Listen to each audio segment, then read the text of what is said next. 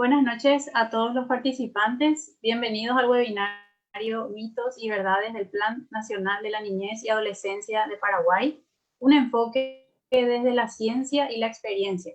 Yo soy Fabiola Román Maldonado, soy bióloga y editora de Ciencia del Sur. Hoy hablaremos de un tema que despertó interés, pero también polémica en las últimas semanas. Nos acompañará la doctora María Josefina Ríos Vázquez. ¿Cómo está, doctora? Bienvenida. Muy bien, Fabiola. Buenas noches a todos y a todas. También nos acompaña nuestro editor general, Daniel Duarte. ¿Cómo estás, Dani? Creo que Dani salió un momento. Bueno, mientras Dani regresa, hoy vamos a hablar de la verdad que es un tema bastante polémico, el que abordaremos hoy, pero justamente queremos desenmarcarnos de esa polarización que vemos en algunos medios masivos y principalmente en las redes sociales. Optamos por una conferencia más explicativa y crítica y esperemos poder aprovechar. Quiero agradecer además a la gente que nos está acompañando en Facebook y Twitter. Les avisamos que luego este material estará disponible en nuestro canal de YouTube y especialmente pueden entrar a nuestro portal cienciadelsur.com para leer nuestros artículos de periodismo científico o de divulgación científica, además de ver cómo colaborar con nosotros. Este año estuvimos viendo con los editores y con los colaboradores que se tuvo un récord de audiencia en todas nuestras plataformas. Aumentó el número de lectores en el portal, tanto a nivel nacional como internacional, por lo que estamos súper contentos y agradecemos a todos los que nos siguen apoyando. La clausura de los eventos de Ciencia del Sur será la próxima semana, esto también queremos compartir con ustedes. Nos acompañarán los ganadores de diferentes premios de ciencia de Paraguay, desde el martes 15 al jueves 17, por estos mismos canales. Ya les invitamos desde ahora. Bueno, volviendo a nuestro tema, también quiero mencionar que Paraguay tiene deudas pendientes con la niñez por varias desprotecciones y descuidados en todos los ámbitos, lo que nos lleva a plantearnos qué se puede hacer para profundizar y plantear soluciones racionales y efectivas para este sector. Y de eso es lo que hoy queremos hablar. En los últimos días, el Ministerio Público publicó que desde enero a noviembre del 2020 se registraron 2.451 denuncias de abuso sexual hacia niñas, niños y adolescentes. A esto debemos añadir la cifra de niños y niñas en situación de pobreza, los que están en las calles, los que soportan analfabetismo y malnutrición y falta de atención. Es difícil abordar el tema desde una sola arista y con datos inexactos. Por eso vamos a profundizar el tema con la doctora Ríos Vázquez. La doctora Josefina ella es psicóloga por la Universidad Nacional de Asunción, donde también hizo un masterado en género y desarrollo y un doctorado en psicología. Es diplomada en sexología clínica y también en estudios de la juventud latinoamericana. La doctora Ríos también fue gerente del proyecto de educación de la organización Save the Children en Libia y docente de psicología educacional en la licenciatura de lengua inglesa del Instituto Superior de Educación de Paraguay. La conferencista tendrá alrededor de 40 minutos para exponer y luego haremos unas preguntas y la gente también va a poder hacer sus preguntas y comentarios a través de Facebook y Twitter. Adelante, doctor. Bueno, muy bien. No sé si Daniel ya nos acompaña para que podamos tener la proyección de la presentación. Dani está entrando. Vamos a esperarle un ratito, que hay siempre algunos cambios. Está bien. Yo creo que puedo empezar diciendo que agradezco a Ciencias del Sur por este espacio. Me han invitado como una participante del grupo de familias por la educación integral en el Paraguay.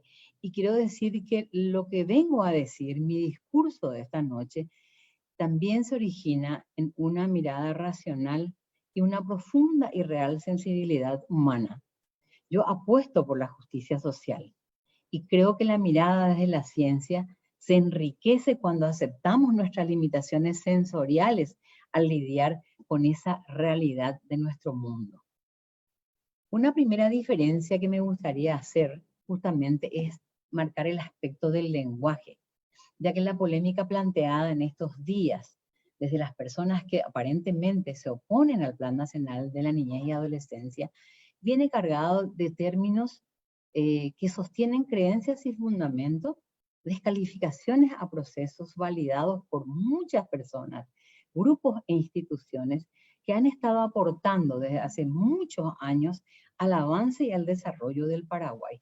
Y hablo de instituciones públicas y de organizaciones privadas de nuestra sociedad civil.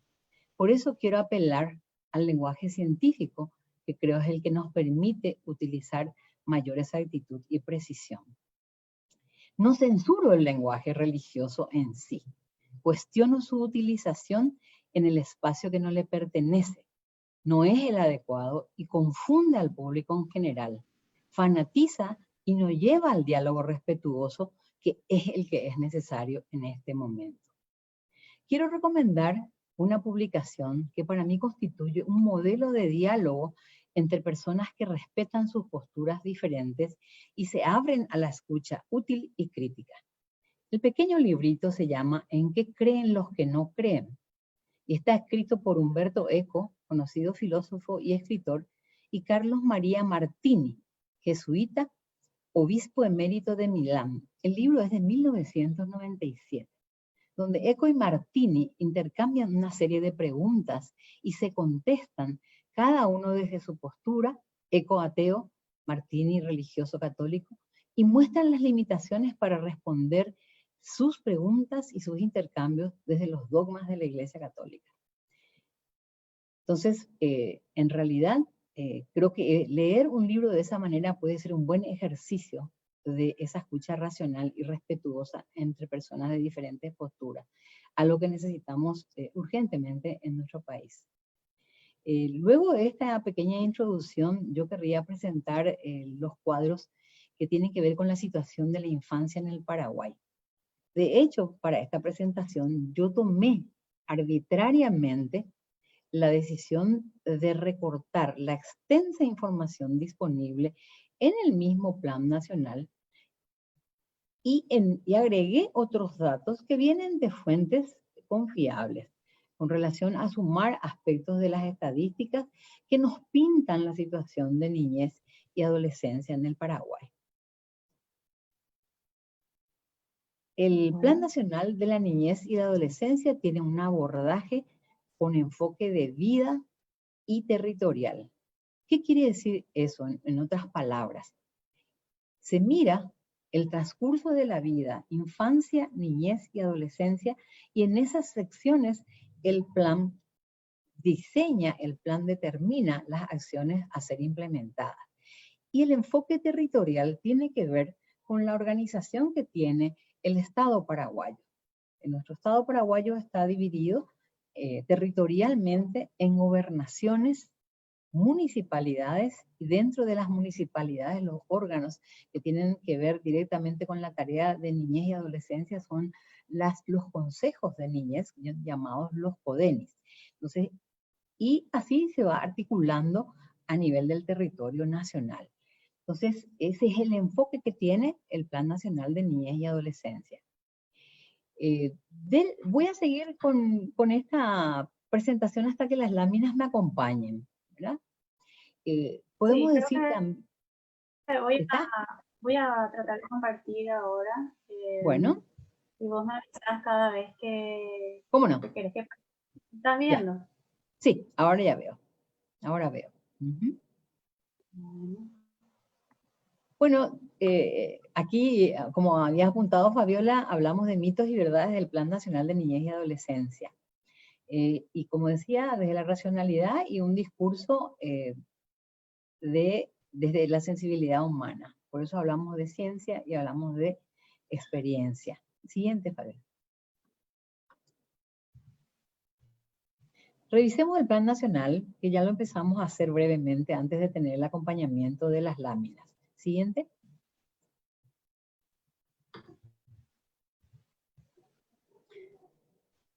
A esto también me había referido, esta es la tapa del libro que les había recomendado. Siguiente. Entonces, vamos un poco a la población total del país, que tiene aproximadamente 7 millones de habitantes, y la población de 0 a 17 años, que corresponde a la acción del Ministerio de la Niñez y la Adolescencia, el MINA, es aproximadamente el 25% de nuestra población. Siguiente, Fabiola.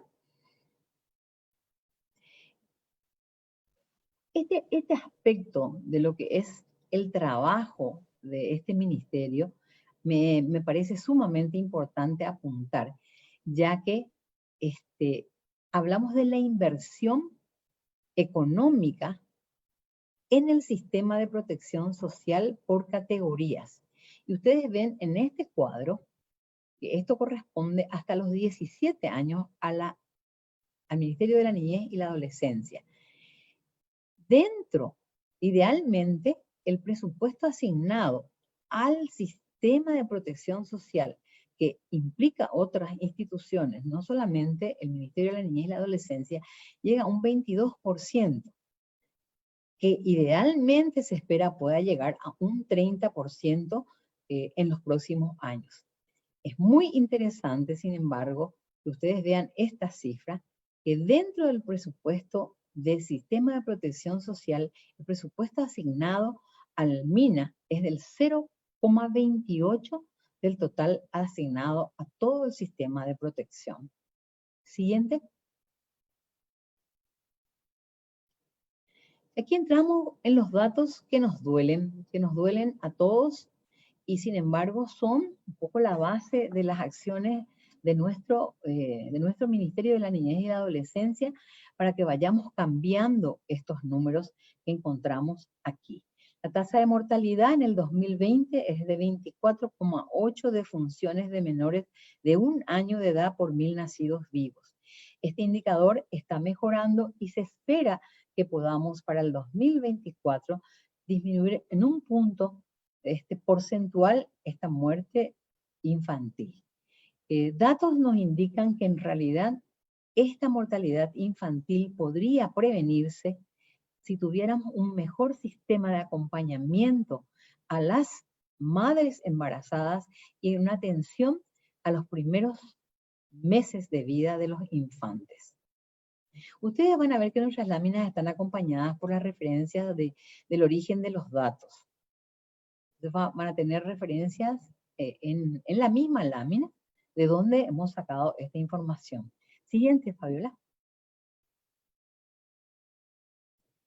Este es el cuadro a nivel país de lo que es la situación de la desnutrición crónica en el Paraguay.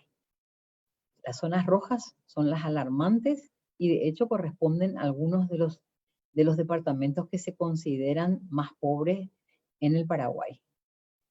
El departamento de Caaguazú, el departamento de Canindeyú tiene las cifras más altas en desnutrición crónica en niños menores de 5 años. Siguiente, Fabiola. Entonces tenemos estos datos. 7 niños sobre 10 mueren en periodo prenatal y 6 niños sobre 10 mueren en la primera semana de vida. 45% se da por lesiones debidas al parto, 24% se da por malformaciones congénitas y el 12% en infecciones del recién nacido. Como decía antes, estas muertes podrían prevenirse con una mejor atención oportuna, obstétrica perinatal en las primeras etapas. Uno de los desafíos que tiene el Sistema Nacional de Salud, con especial énfasis en la necesidad de los niños, es el estado de salud de la población. En este cuadro se muestra por grupos de edad personas que están con alguna forma de enfermedad. Siguiente.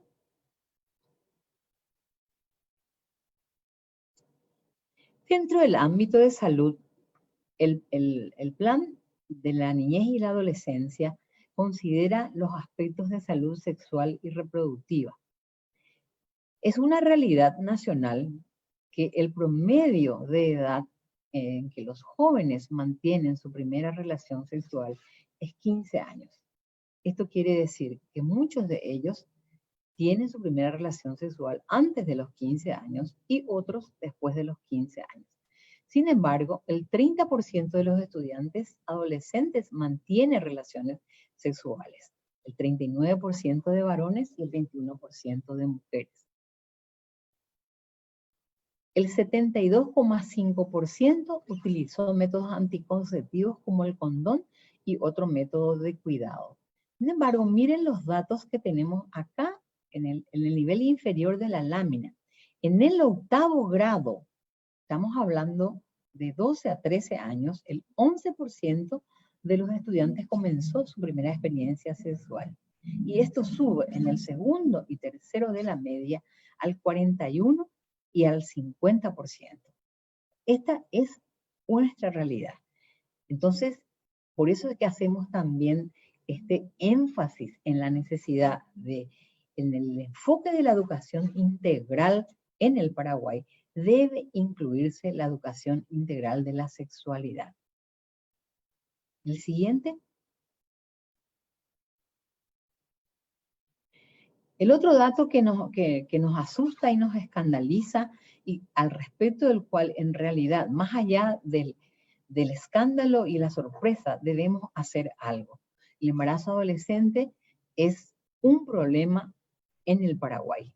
La tasa de fecundidad adolescente es altísima, es el 57%, 56%, entre 15 y 19 años. Imagínense, a los 15 años, una niña está terminando el último año de la escuela, de la enseñanza escolar básica. Con suerte, llegó a los 15 años a lo que llamamos hoy en día el 9º grado. Y sin embargo, tenemos estos años en que estas mujeres jóvenes, niñas en realidad, están siendo madres.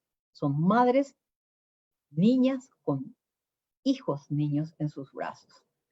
El 80% de estas niñas embarazadas no asistió de manera oportuna a sus controles prenatales. El 60% de los nacimientos fueron prematuros, el 80% por cesárea y el 60% con atención no calificada. Naturalmente, el 50% de estas madres no puede terminar la educación primaria porque tiene un niño al que debe cuidar.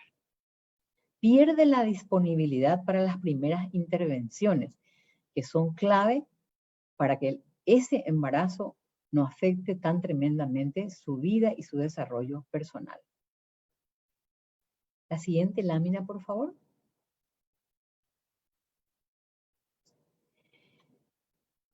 Acá hay un dato que, publicado por UNFA, es parte también de lo que desató una polémica, y es los números en costo de lo que nos cuesta como Estado paraguayo el embarazo adolescente y la maternidad temprana de niñas en el Paraguay. Tenemos otro cuadro en el que queremos demostrar que estamos perdiendo, no solamente las vidas de estas niñas que no terminan su adolescencia y ya son madres. Se saltan etapas, pero esta es una realidad que también limita nuestros fondos para ser utilizados en otras prioridades que tiene el país. El siguiente, por favor. Aquí están algunos datos de lo que puede equipararse a estos costos del embarazo y la maternidad temprana de adolescentes. Podríamos, a pesar de que lo que dice el artículo de ABC, que las aulas que construye el Ministerio de Educación y Ciencia son las más caras del Paraguay, aún así podríamos construir más de 4.000 aulas de educación inicial o más de 5.000 aulas para la educación escolar básica y la educación media. Esto tomado en cuenta precios referenciales utilizados por el Ministerio de Educación y Ciencias, que indican que el costo es de $31.795 y para educación escolar básica y educación media alcanza $23.000. Para muestra, un botón. El siguiente slide, por favor. El ámbito de la salud mental también está comprendido bajo el ámbito de salud general. Con relación a la salud mental de niñez y adolescencia, tenemos información escasa y un limitadísimo número de servicios que están dedicados a estos grupos de edad, niñas, niños y adolescentes. Solo el 8% de los 26 dispositivos de salud mental ambulatorios en todo el país son destinados a ofrecer atención a niñas y niños y adolescentes exclusivamente. No hay centros de atención diurna y solo el 3% de las camas de hospitales psiquiátricos están reservados exclusivamente para niñas, niños y adolescentes. Pasamos en este mismo cuadro al ámbito de educación. El anterior, Fabi, gracias. El sistema educativo de Paraguay está entre los peores del mundo. No lo decimos nosotros, lo dicen las propias evaluaciones que realiza el Ministerio de Educación y la cooperación internacional con diferentes mecanismos en los últimos años. Y este es el otro dato relevante. En Paraguay, 6 de cada 10 niños no terminan la secundaria. De 100 niños que empiezan el primer grado, no llega al 40% los que egresan de la secundaria. No estamos teniendo ni siquiera jóvenes adolescentes con un título de secundaria. El siguiente.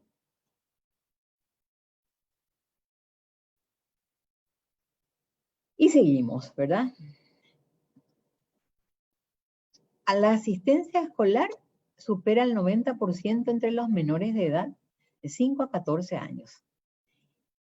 Esto es el acceso al sistema de educación de nuestro país, que tiene este porcentaje altísimo de cobertura en la educación escolar básica. Hasta el segundo ciclo, que comprende hasta el 6º grado. Esta asistencia escolar, este acceso escolar, declina significativamente en el 3er ciclo de la educación escolar básica, desde el 7º grado, tanto en áreas rurales como urbanas. Tiene que ver con cuestiones de infraestructura, ya que no todas las comunidades tienen este 3er ciclo de la educación escolar básica, que antes ya se consideraba parte de lo que era previo a la educación media. Sin embargo, desde la última reforma educativa, nuestra educación escolar básica, lo que llamamos primaria, va hasta el 9º grado. Pero nuestros niños y nuestros jóvenes no están pudiendo acceder a cumplir esos 9 años de formación básica que establece la ley. El 81% lo hacen en escuelas públicas y son aproximadamente 1.050.000 niños. Siguiente, por favor.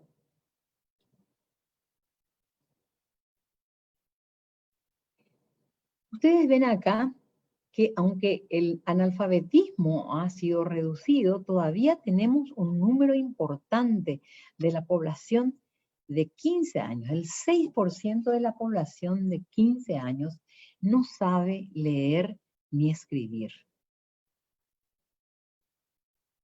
En zonas rurales, esta problemática se agudiza y otra vez entre niños, niñas y adolescentes son las niñas las que están en mayor desventaja. Las razones de inasistencia escolar constituyen, razones económicas constituyen la principal causa de inasistencia de la población. Después están los llamados motivos familiares, por eso afecta más a las niñas. Entre estos motivos familiares están los quehaceres domésticos y el cuidado de los hermanos menores. Y un fenómeno de los últimos años es el que no quiere estudiar. Que sería muy interesante una investigación sociológica de por qué nuestros adolescentes o nuestros niños dicen que no quieren estudiar. El aspecto de la inclusión. En el sistema educativo de Paraguay están recogidos más de 10.000 estudiantes de 6 y 18 años que presentan algunas formas de discapacidad o limitación identificada. La tasa de analfabetismo en la población con discapacidad es del 43%, a diferencia del 7% que se da en la población general sin discapacidad. Muchos de los niños y las niñas que viven con discapacidad no acuden a la escuela, bien porque los centros no están habilitados para su atención o porque sus padres y madres prefieren mantenerlos en sus hogares. Todavía constituye un estigma en nuestra cultura y en nuestra sociedad de hoy ser portador, vivir con una discapacidad. El siguiente.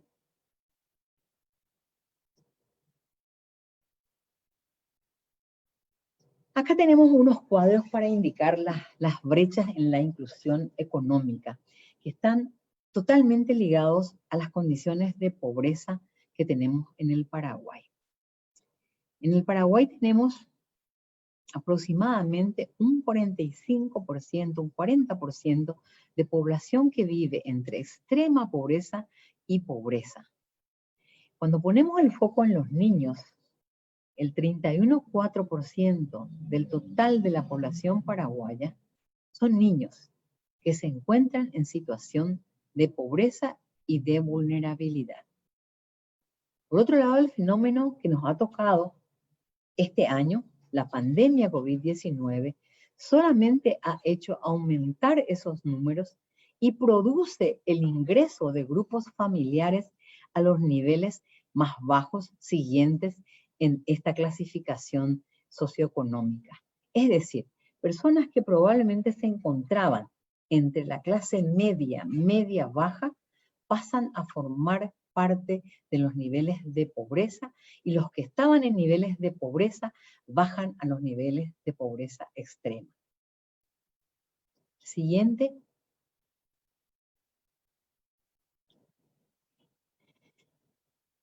Las brechas de género o los aspectos de desigualdades de género que analiza el Plan Nacional de la Niñez y la Adolescencia nos permite decir, como ya habíamos mencionado, que el embarazo adolescente y la maternidad temprana impactan en las vidas de niños y adolescentes, en sus familias y en las futuras generaciones, y contribuyen a sedimentar las inequidades sociales de género, sanitarias y económicas. Las adolescentes siguen siendo invisibilizadas al no reconocerse estas problemáticas y sus necesidades especiales de protección. El cuadro que también compartimos en este slide nos muestra las denuncias que recibe el 147 pidiendo ayuda. Y si ustedes se fijan, son agentes comunitarios, denuncias realizadas por la madre, denuncias realizadas por el padre, realizadas por la tía, por la vecina y por los vecinos. Este sistema está recibiendo constantemente ayudas de pedido de socorro para situaciones de inequidad, injusticia y desprotección que tienen las adolescentes, ¿no? Las y los niños y las y los adolescentes en el Paraguay. La siguiente. El Plan Nacional de la Niñez y Adolescencia en realidad tiene 5 ejes de acción que ustedes pueden apreciar en este esquema. Y tiene muchísimos otros aspectos de contenido, de los cuales yo arbitrariamente he hecho una selección personal. Pero quería presentarles este esquema de los ejes de acción, porque son estos ejes de acción los que se utilizan para la proyección de resultados y para la evaluación de las ejecuciones de acciones. Yo quiero decirles también que el Plan Nacional de Niñez y Adolescencia tiene una versión extensa de 157 páginas, otra versión resumida de creo que 29, 35 páginas. Y tienen disponibles en la página del Ministerio de la Niñez y la Adolescencia, inclusive una breve presentación en PowerPoint de 22 slides que les permitirá comprender qué es el Plan Nacional de la Niñez y Adolescencia y pueden ir profundizando en la medida de sus intereses en estos documentos.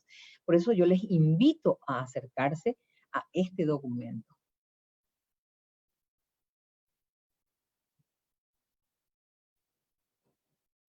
Siguiente, Fabiola. Con esto terminaría lo que sería la presentación desde mi mirada, como les dije, recortada de lo que son aspectos del Plan Nacional de la Niñez y Adolescencia en el Paraguay. Una segunda parte de mi presentación, yo quise ocuparme de hacer una precisión de términos en el análisis del Plan Nacional de la Niñez y Adolescencia. Y es esta segunda parte la que quiero pasar a presentarles. Siguiente. Creo que necesitamos empezar a compartir estas definiciones básicas, porque muchas de las confusiones vienen de estos conceptos que no son comprendidos. ¿Qué es una política de Estado y qué es un plan de gobierno? ¿Qué es lo que corresponde al Plan Nacional de Niñez y Adolescencia? Nosotros vivimos en una sociedad organizada que se llama con un Estado de Derecho. Es decir, el pueblo paraguayo tiene un Estado que organiza y articula el funcionamiento de esta nación, idealmente a través de políticas públicas. Tenemos 3 poderes. El Poder Ejecutivo se estructura a través de los ministerios y secretarías, y los ministerios y secretarías tienen un plan, una hoja de ruta para cumplir sus objetivos en el periodo que le corresponda. Las políticas públicas corresponden al Estado, es decir, que trascienden los gobiernos temporales que son elegidos en nuestro país. Y un plan de gobierno corresponde generalmente al ciclo de gobierno de un grupo elegido.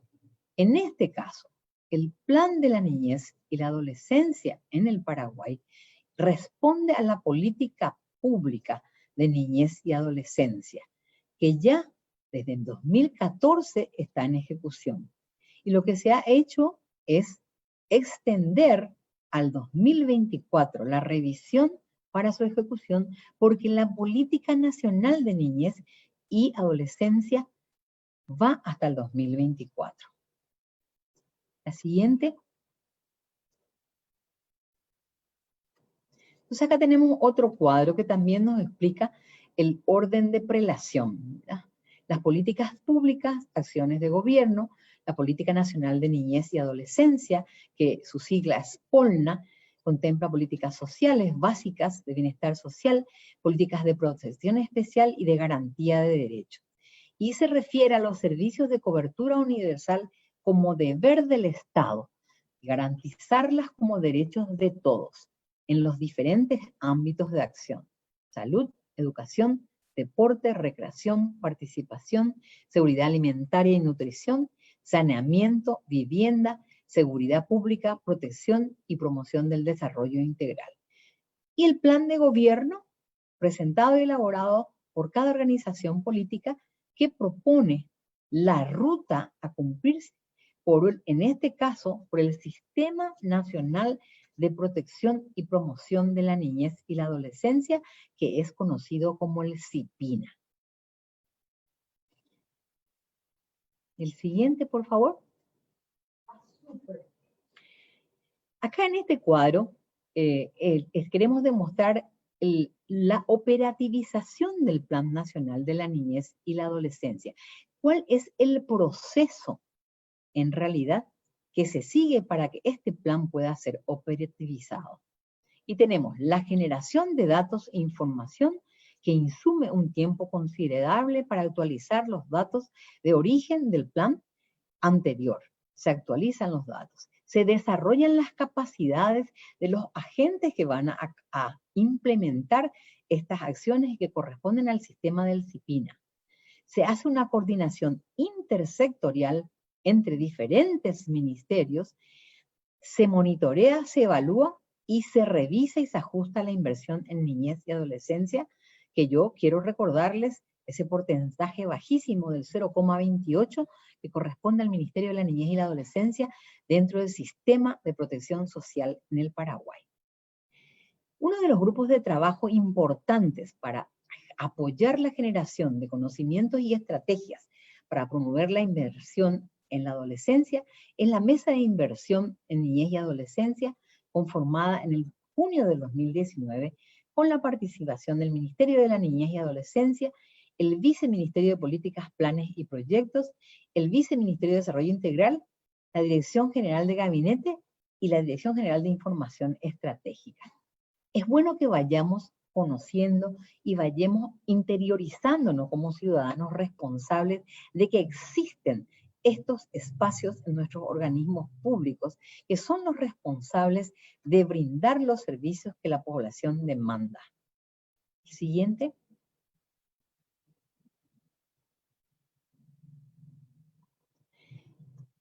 Entonces, como había hablado antes ya del modelo de abordaje con enfoque de vida y el enfoque territorial. El enfoque de vida tiene que ver con el proceso en el tiempo de vida que corresponde al Ministerio de la Niñez y Adolescencia. El Ministerio de la Niñez y la Adolescencia se ocupa de la primera infancia, la niñez y la adolescencia. Y este cuadro nos muestra quiénes son los actores del Plan Nacional de la Infancia y la Adolescencia.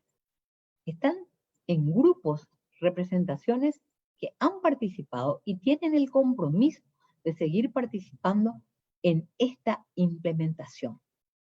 Tenemos diferentes ministerios, cooperación internacional, organismos, representantes de la sociedad civil, bancos y la sociedad civil que está representada por grupos organizados, donde hay evidentemente a lo largo de todo este esquema están padres y madres participando, tal vez con un título de técnico, tal vez con un título de funcionario, tal vez con un título de organización de la sociedad civil, pero son padres y madres que a su vez pertenecen a familias con hijos y con hijas en el Paraguay. Siguiente. Después de esta segunda sección, me gustaría a mí entrar en la tercera sección que yo llamé una sección de precisión de términos utilizados en los cuestionamientos planteados al Plan Nacional de la Niñez y Adolescencia. La siguiente lámina.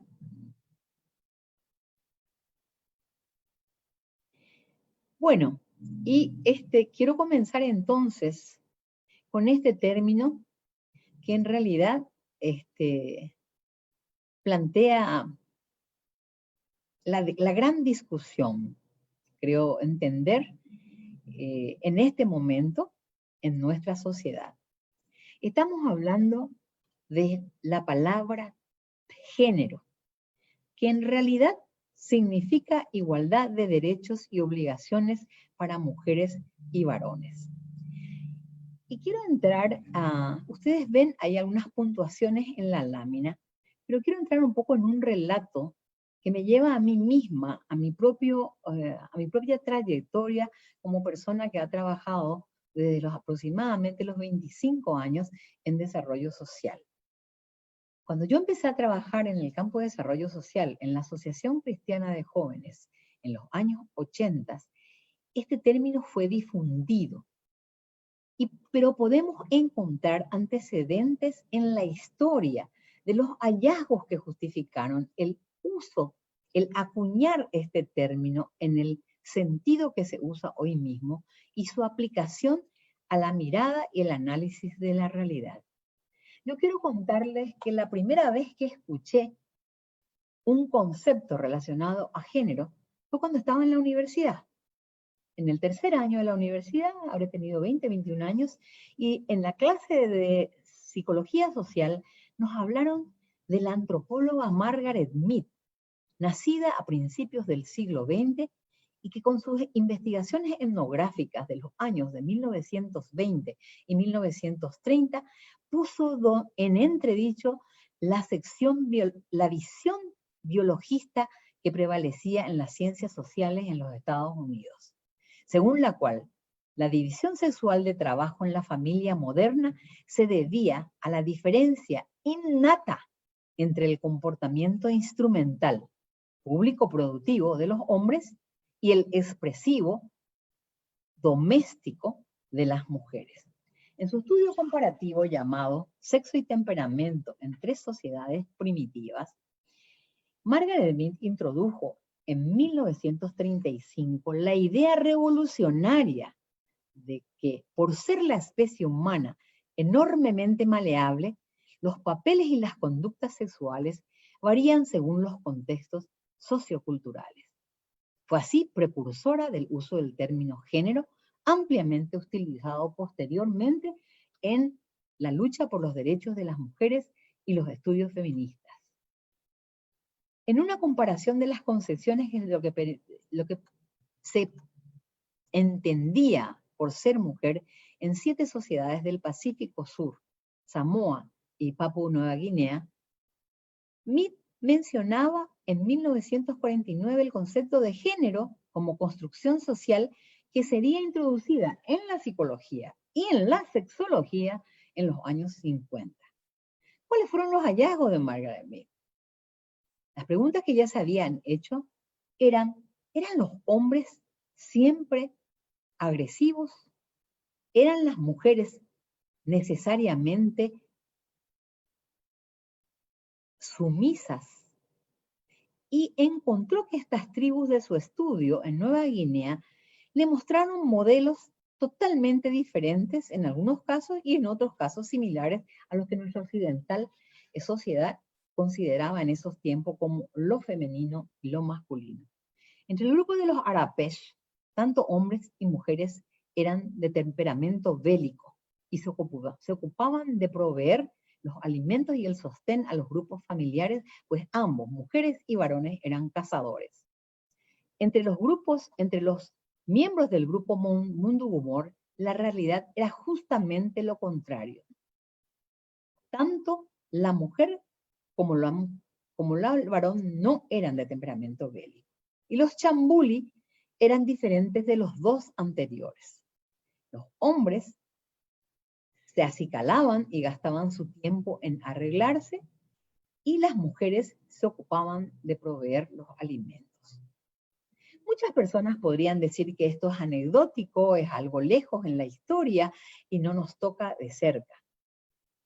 Me gustaría por eso mencionar a una mujer paraguaya que también en la misma época en que Margaret Mead hacía sus estudios etnográficos en el Pacífico, una mujer paraguaya fue capaz de barrer el obstáculo e ingresar como primera mujer en la Facultad de Derecho, terminar sus estudios como abogada, y estoy hablando de la emblemática Serafina Dávalos, que fue la primera mujer doctora en Derecho, con su tesis llamada Humanismo, otro libro recomendado cuando ella ya en esa época toma y desarma los argumentos basados en las diferencias biológicas entre hombres y mujeres para la asignación de roles.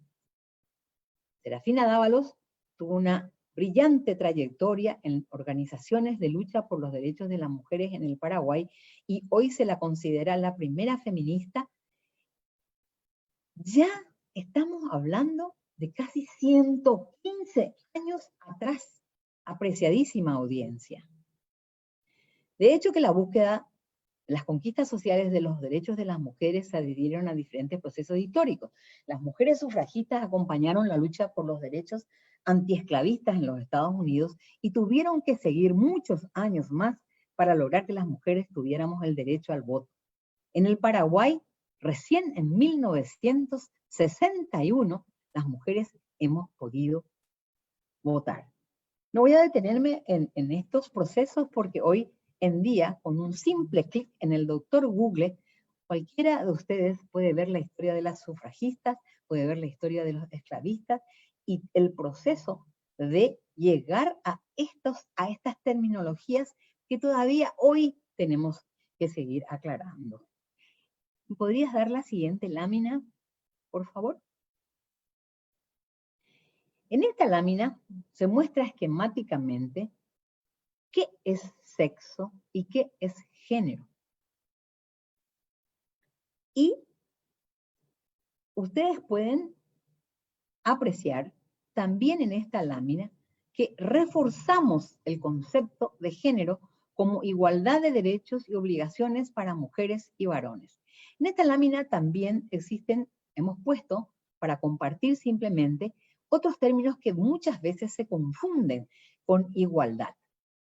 La equidad, dice acá, que se utiliza sobre todo más en América Latina, y va más allá, la igualdad va más allá de los derechos individuales como la justicia social. La diferencia con la equidad es que parte de las condiciones de base para ver justamente el equilibrio equitativo. La paridad está relacionada con corregir la falta de representatividad de las mujeres en la esfera pública, sobre todo en la política. Garantiza el derecho civil de las mujeres a ser electas y también a representar políticamente a la ciudadanía. Y la igualdad es el derecho inherente de todos los seres humanos a ser reconocidos como iguales ante la ley sin discriminación por su género, clase social o cualquier otra característica. Entonces, para terminar, me gustaría decir, ¿qué es entonces la perspectiva de género? Y les puedo decir que existen compendios y miles de trabajos de investigación y de observación en la práctica de la aplicación de este concepto,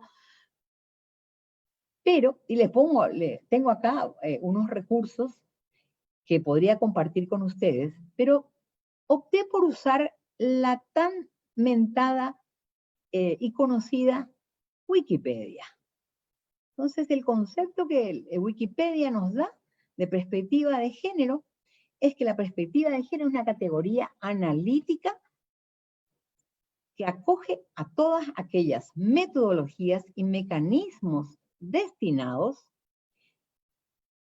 a las construcciones culturales y sociales propias para las mujeres y los hombres, lo que identifica como lo femenino y lo masculino, con el trasfondo de la desigualdad entre los géneros.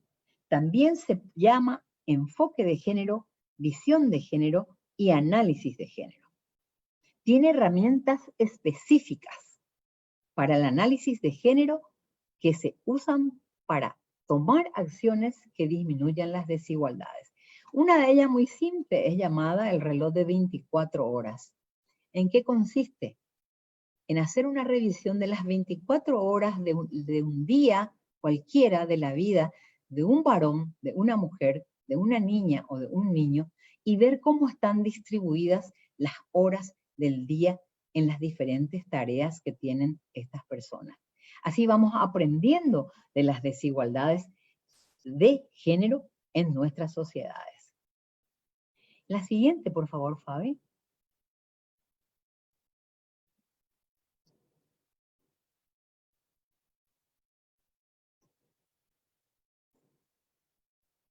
Adoptar una perspectiva de género es una forma de demostrar el verdadero interés y la voluntad de hacer realidad la igualdad entre hombres y mujeres. Es una cuestión de derecho básica, indispensable para la construcción de la verdadera paz. Una relación nueva, fundada en la igualdad entre hombres y mujeres, es una condición básica para el desarrollo duradero ejecutado para y por el conjunto de la población. Esto era una declaración que se sostenía en 1995 en la Cuarta Conferencia Mundial de Mujeres. Además, la igualdad de las personas está garantizada por nuestra Constitución Nacional en los artículos 46, 47 y 48 del capítulo 3. La siguiente.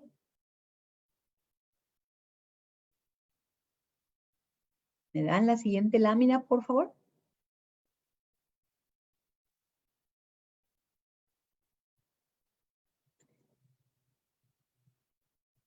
Necesito la siguiente lámina, Fabi. Gracias. Sí, ya te pasé. Creo que gracias. Ahí está. Están en camino nomás, es internet.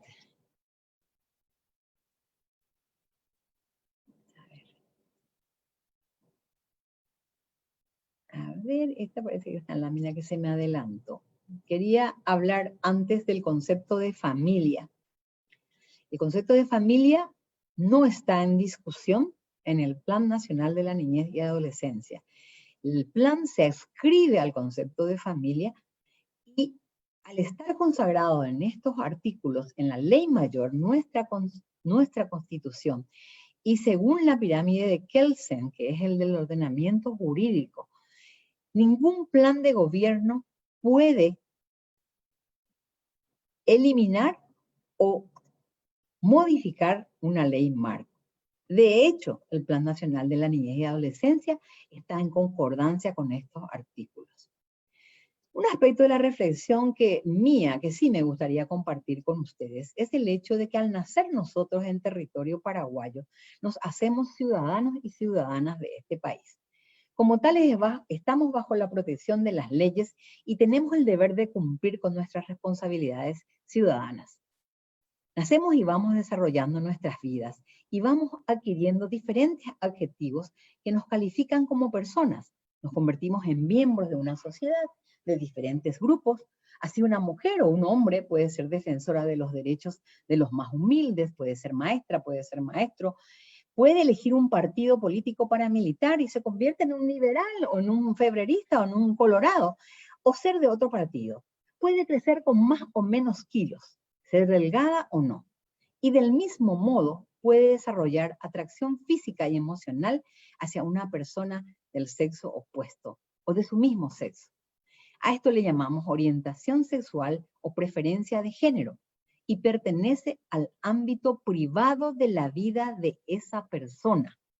La orientación sexual, ni ninguna otra característica, debe ser razón para que un ciudadano o una ciudadana deje de cumplir ni de sus obligaciones ni deje de estar protegido por el marco legal. Es por eso que insistimos en que toda persona que se constituya ciudadana de Paraguay no debe ser discriminada por ninguna razón de ningún tipo.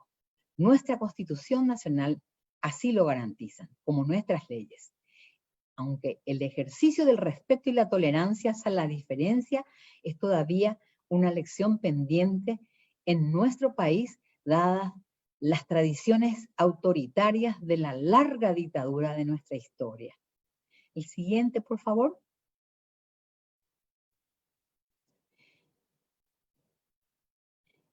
Este es el slide de educación integral de la sexualidad, que también creo que merece que nos detengamos unos minutos en ella. ¿Qué es la educación integral de la sexualidad?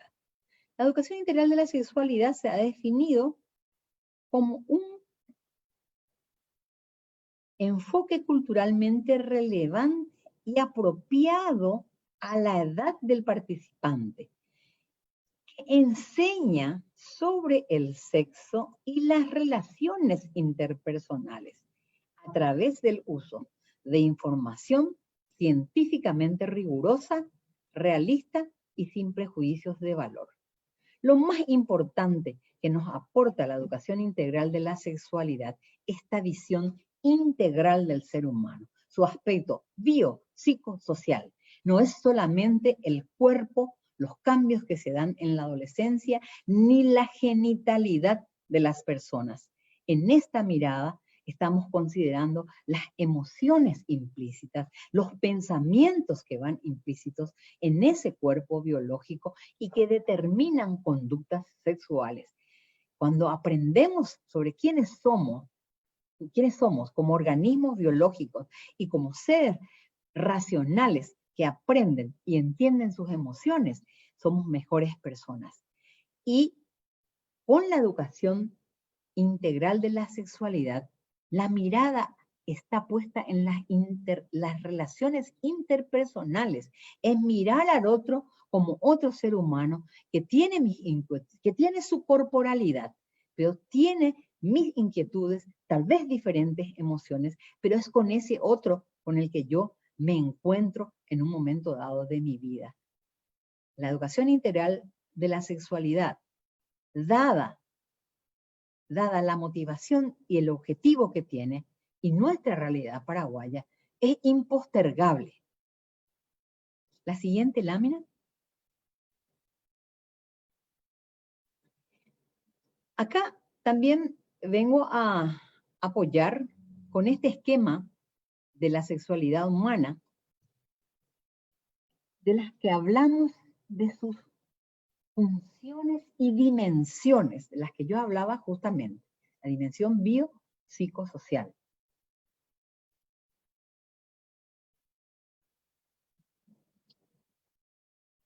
Lo que quiero decir a este respecto es que los procesos de desarrollo de identidad de género y definición de la orientación sexual o preferencia de género, como también se la llama, no se imponen con impartir un tipo específico de información o entrenamiento tendencioso o tratando de instalar modelos deseados. Este proceso de definición de la orientación sexual y la preferencia de género son procesos individuales, personales, de las vidas de las personas basadas en sus experiencias, en sus aprendizajes de sí mismos y de su entorno. Siguiente.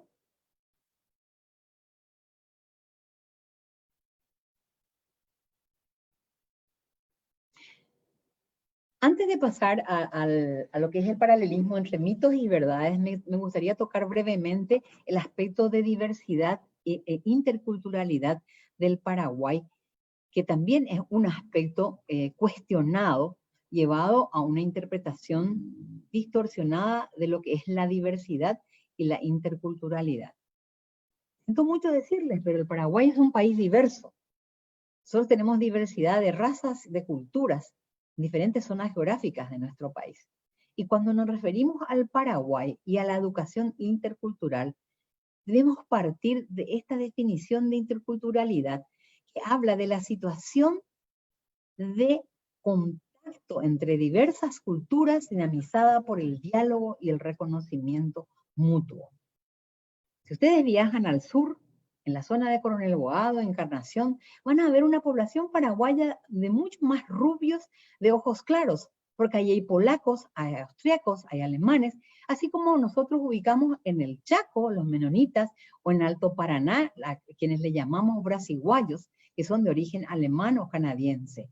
En la colonia Independencia tenemos las colonias japonesas, o en la zona de Pirapoa, en Itapúa, podemos ver colonias japonesas que mantienen sus costumbres y conviven con las nuestras, en respeto.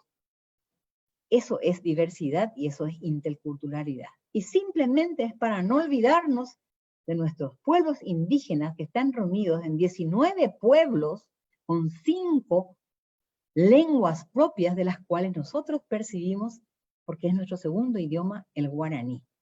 Y la población afroparaguaya existe y está identificada por lo menos en 3 localidades geográficas de nuestro país. El otro aspecto que se ha cuestionado fuertemente ha sido el de la participación en el proceso de construcción del Plan Nacional de la Niñez y la Adolescencia. Tenemos un gráfico demostrativo de cómo se ha construido con una cantidad grande de actores de diferentes ámbitos y más de 1.700 personas en este proceso de 14 meses de elaboración del plan.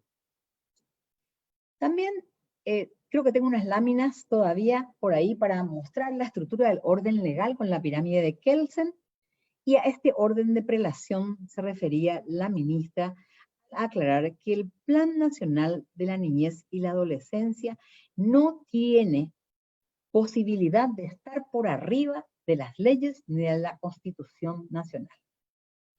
El último comentario que quiero hacer es al respecto de esta crítica sobre la monetización de la adolescencia, porque Naciones Unidas nos ha dado un número de lo que nos cuesta el embarazo y la maternidad temprana en las niñas. Yo quiero decirle, como persona que viene del ámbito de desarrollo social, que todos los aspectos que hacen a cualquier planificación incluyen aspectos de costos en recursos humanos y económicos. No es posible ejecutar ningún plan sin un presupuesto, y este presupuesto debe considerar estos costos. Es más, simplemente si queremos saber dónde está enfocado un determinado presupuesto, debemos mirar dónde van los fondos. Entonces, por eso el valor que tiene esta contribución de UNFA es muy importante, es darnos cuenta que estamos perdiendo con esta situación. Esta situación es adversa a la salud, al desarrollo humano y a las posibilidades de una gestación de un niño sano, dadas las condiciones en que se da, y afecta a esa madre adolescente, a esa madre niña, muchas veces, para toda la vida. Es una pérdida de recursos que podríamos estar utilizando en otros ámbitos del desarrollo del Paraguay que nos hacen mucha falta y corresponden a planes que tenemos para poder responder a necesidades que surgen en todos los ámbitos del desarrollo humano del Paraguay.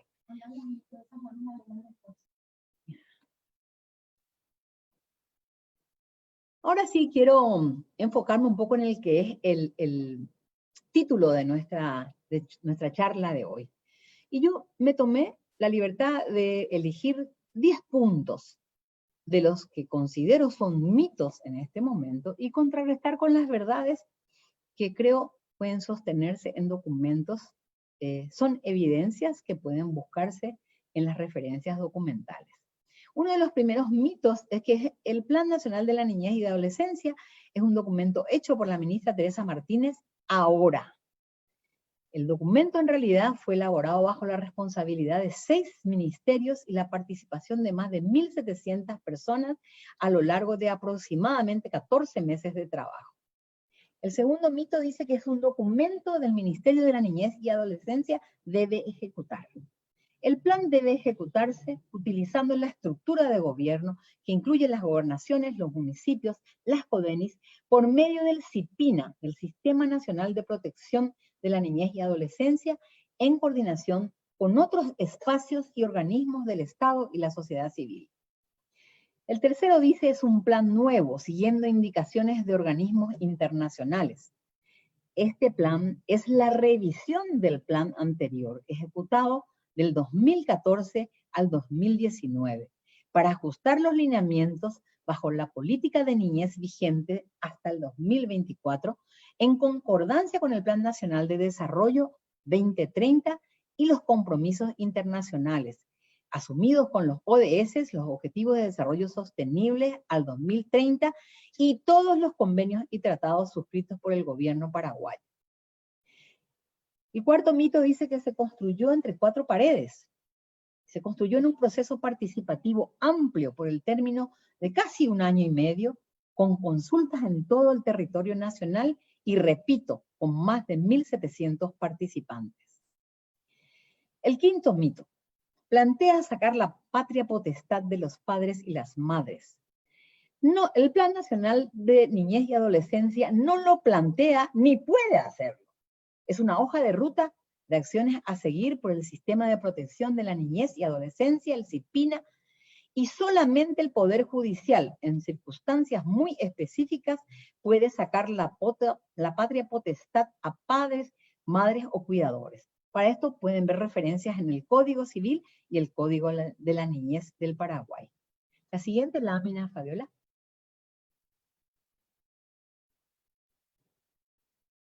El mito número 6 habla de que pretende enseñar a pervertir a niños, niñas y adolescentes con relación a su salud sexual y promover el aborto. El plan no es un documento de contenido curricular. Es el Ministerio de Educación el responsable de la implementación en las escuelas de los contenidos de la educación integral de la sexualidad que se plantea al hablar de educación integral. Y justamente con la educación integral de la sexualidad se promueve la abstinencia y así también los métodos anticonceptivos para evitar embarazos no deseados. Si no hay embarazos, señores, no puede haber aborto. El mito número 7 habla de que promueve la ideología de género, entendiéndose este concepto inventado como la distorsión de la percepción de los cuerpos y la instalación de la promoción de un modelo homosexual de conducta de vida. El documento, como todos los instrumentos de planificación del gobierno paraguayo, contiene enfoque de derechos, perspectiva de género e interculturalidad. El mito número 8 habla de que desea eliminar la familia como la primera esfera de cuidado y protección de los niños. El Plan Nacional de Niñez y Adolescencia presenta, acorde con la Constitución Nacional de Paraguay, a la familia como primera responsable del cuidado y protección de las y los niños y adolescentes. Este rol es compartido por la sociedad y el Estado, que es el garante del cumplimiento de los derechos. Sin embargo, toma en cuenta la realidad nacional y determina los mecanismos de protección para los casos en que los padres, madres o cuidadores no cumplan las responsabilidades que les corresponden según la ley, como nos muestra nuestra dolorosa realidad de que el 80% de los abusos se cometen en el espacio de la familia. El mito número 9 dice que está diseñado por una agenda foránea y que responde a intereses internacionales. El Plan Nacional de la Niñez y la Adolescencia, señoras y señores, responde a las demandas de la doliente realidad de la niñez y adolescencia paraguaya, a nuestro marco legal y a los convenios y acuerdos internacionales suscritos por el Estado paraguayo en la búsqueda de un desarrollo sostenible. El mito número 10 habla de que el Plan Nacional de Niñez y Adolescencia forma parte de un complot internacional y regional que atenta contra el Paraguay, último bastión de la familia y los valores tradicionales. El Plan Nacional de la Niñez y Adolescencia es un documento nacional en respuesta a la problemática actual de la niñez y adolescencia. El Paraguay, tengo que recordarles con dolor, porque a mí también me duele ese Paraguay, está entre los países más inequitativos de la región latinoamericana. Estamos solo por delante de Bolivia. Y es reconocido por la corrupción estructural y cotidiana que sufre como resultado de las costumbres y prácticas instaladas por una de las dictaduras más largas de América Latina, que en 30 años no hemos podido extirpar de nuestra sociedad y de nuestra manera de desenvolvernos en nuestra cultura. No sé si hay más láminas. Estoy creo que en mi tiempo. Sí, acá está la lámina de la pirámide de Kelsen, que yo mencionaba antes, el orden de prelación de las leyes, que mencionaba el testimonio de la ministra, y otra vez más el gráfico de proceso de participación para la construcción del Plan Nacional de Adolescencia. ¿Hay otro gráfico, Fabiola? No, es el gráfico de despedida ya. No me lo muestres todavía. Quiero decir unas palabras finales. Quiero insistir en que el Plan Nacional de la Niñez y Adolescencia es una herramienta para que el Estado paraguayo, utilizando su estructura, su organización territorial y los recursos con que cuenta, cumpla y responda a las necesidades planteadas por la población infantil y adolescencia. Contiene enfoque de derechos, enfoque de género y diversidad en la interculturalidad. Y quiero tomar unas palabras para dirigirme al Monseñor Edmundo Valenzuela y decirle que se equivoca profundamente cuando dice que estas fuerzas foráneas son para eliminar el crecimiento de la población mundial. El mundo ya está superpoblado. El cambio climático y los datos de sufrimiento en diferentes partes del mundo lo confirman. Lamento profundamente sus palabras, porque creo que él sabe que no son ciertas. Y aún así se alía a líderes de clara insuficiencia moral para erigirse en voces a favor de la familia. El mensaje más elemental de la cristiandad es el amor, la tolerancia y el respeto. Esto no está siendo demostrado en estos discursos de odio y separación, incluso hacia miembros de su propia comunidad religiosa. No, señor obispo, no. El Paraguay no necesita simplemente más habitantes. El Paraguay, nuestro Paraguay, y no el de los intereses sectarios de siempre, necesita una población más sana y más educada. Que cada año nazcan menos niños desnutridos que puedan tener la capacidad para soñar y vivir en los ideales de paz, justicia y libertad. Gracias por el espacio. Vine hoy por el Grupo Familias por la Educación Integral en Paraguay y por mi propia familia, por mi padre y por mi madre, quienes dentro de las tremendas limitaciones de su época y circunstancias de vida, fueron capaces de compartir los valores de nuestra cultura, la honestidad, el trabajo, la tolerancia, el amor y la amistad. Y el rechazo a los antivalores que también poseemos como cultura. El pocaré, el robamocoin, el baibaí, el ñembotagú y el mbareté, dada nuestra historia autocrática que nos marca a todos y que hoy son enarbolados descaradamente por intereses políticos y económicos claramente identificados. Mi familia es diversa, es grande, hay hijos naturales, hay hijos adoptivos, tenemos hermanos de sangre y el afecto, hay rubios, castaños, morenos y sobre todo están las nuevas generaciones formadas por los hijos y las hijas, sobrinos y sobrinas, nietos y sobrinos nietos, quienes son los más jóvenes y son las caras del Paraguay que yo ansío ver diferente, un Paraguay más justo, más igualitario y más humano. Ahora sí, Fabi, te pido la última lámina.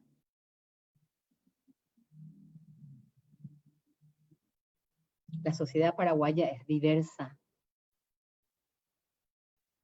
Pongamos a los vulnerables primero. Muchísimas gracias.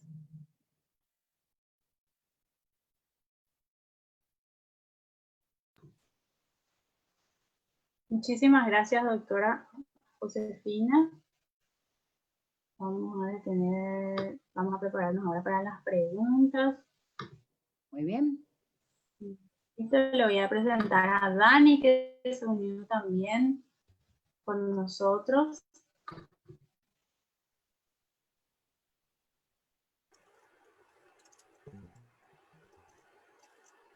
Hola Dani, ¿qué más estás? Hola Fabiola, ¿qué tal? Hola doctora. Muy estaba desaparecido. Sí, tuvimos un problemita técnico, pero por suerte ustedes pudieron continuar sin problema. Espectacular la presentación, tenemos una audiencia que también está comentando en las redes sociales que les gustó muchísimo la presentación.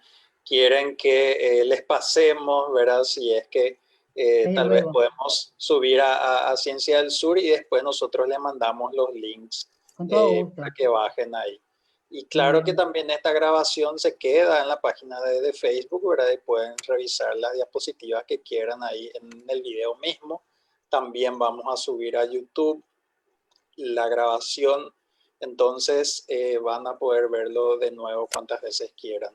Si tienen preguntas para la doctora, pueden dejarlas en Facebook, también en Twitter. Estábamos recibiendo las consultas. Entonces, mientras nos hacen llegar, doctora, quería consultarle en qué queda ahora el plan, si tenés conocimiento de que después de esta polémica el ministerio decidió retrotraer. La voz oficial ha dicho que el plan se lleva a foja cero. Hay que ver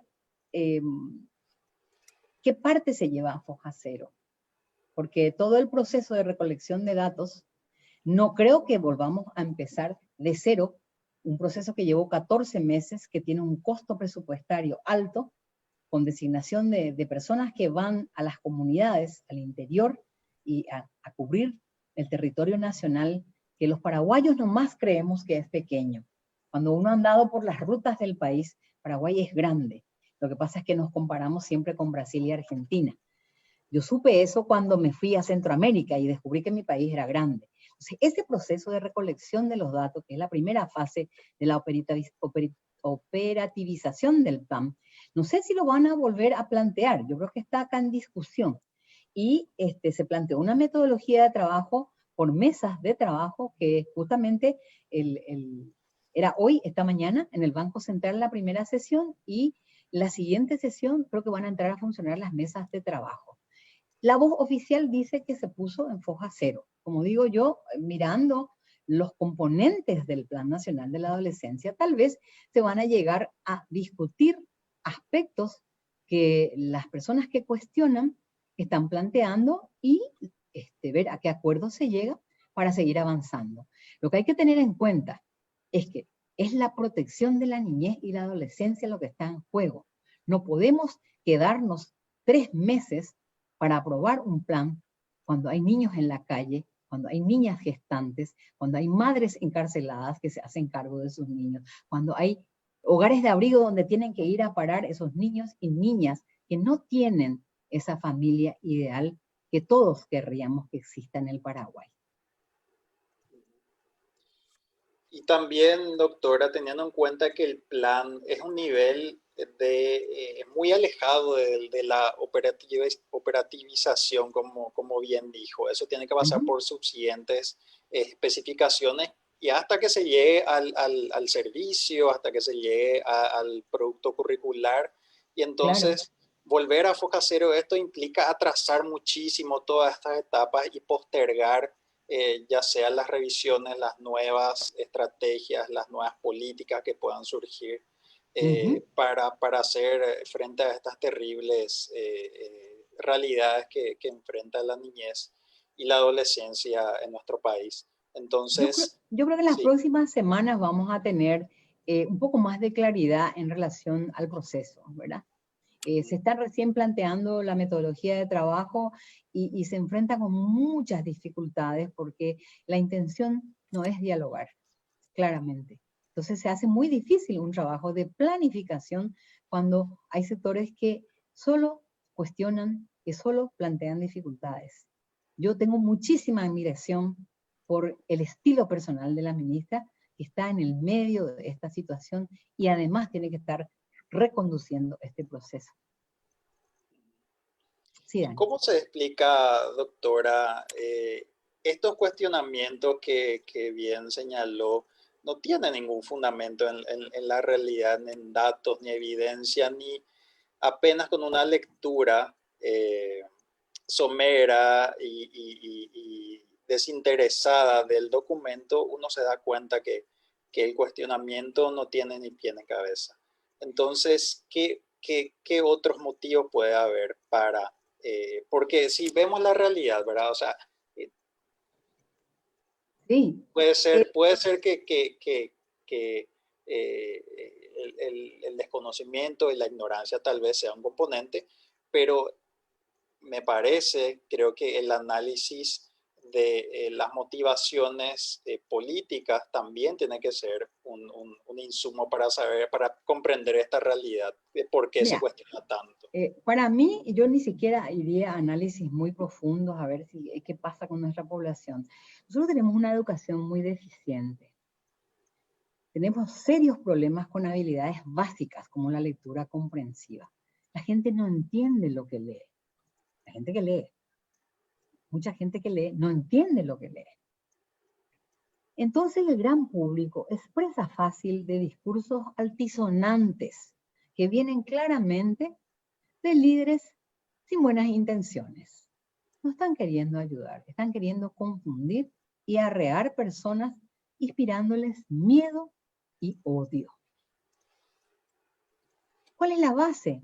Tenés que ser igual a mí, porque el que es diferente a mí es malo. Ese es el mensaje que están dando. Lo que no es igual a mí es malo, es feo y me hace daño. Paraguayos somos muy discriminatorios. Somos homofóbicos y somos xenófobos. Aunque nos gusta cantar bienvenido hermano extranjero, nosotros no le damos tanta bienvenida. Depende. Si nos cayó simpático, le abrimos la puerta de nuestra casa.